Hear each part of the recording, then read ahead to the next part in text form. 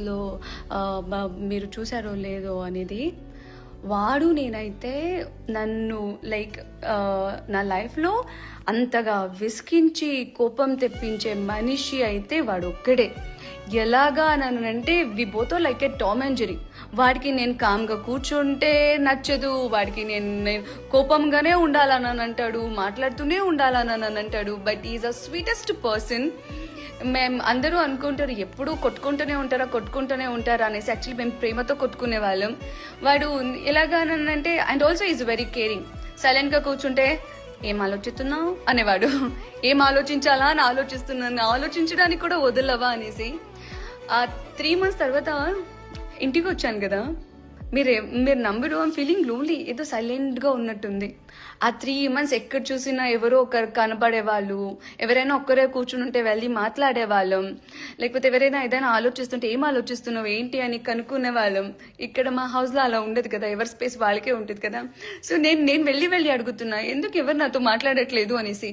మేము ఎప్పుడు మాట్లాడామని, సరే రా కూర్చో అంటున్నారు అమ్మ. సో అలాగా లైక్ నన్ను చాలా సతాయించేవాడు, అది కూడా ప్రేమతోనే. మా బాండింగ్ ఒక టామ్ అండ్ జెర్రీ లాగా ఉండింది. And is a really sweet person. Demon, I'm missing you. కళ్యాణ్తో మీట్ ఎప్పుడండి? షూర్గా, నాకు తెలిసి కళ్యాణ్ ఇప్పుడు కొంచెం బిజీ ఉంటాడు కదా. సో వన్స్ లైక్ తను ఫ్రీ అయ్యాగానే, even I want meet everyone, not only Kalyan, Demon, Ritu, Immu and like నాన్న, అందరినీ కలవాలనుకుంటున్నాను. ఫర్ షూర్ కలిసినప్పుడు అప్పుడు కూడా లైక్ యూనో మీకు ఫోటో కానీ రీల్స్ లైవ్ కానీ నేను ప్లాన్ చేస్తాను.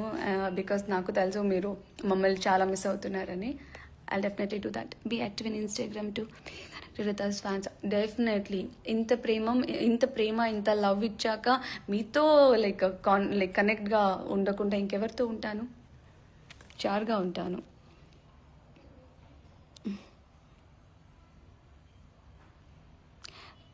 Pretty heart, hi.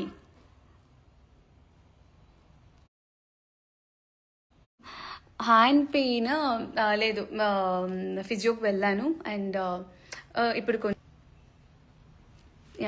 ఇప్పుడు కొంచెం బెటర్ అయింది. బికాస్ యాక్చువల్లీ ఈ హ్యాండ్ పెయిన్కి రెస్టే కావాల్సి ఉండింది, కానీ నేను రెస్ట్ ఇవ్వలేదు. బట్ కొంచెం ఇప్పుడు బెటర్. Thank you.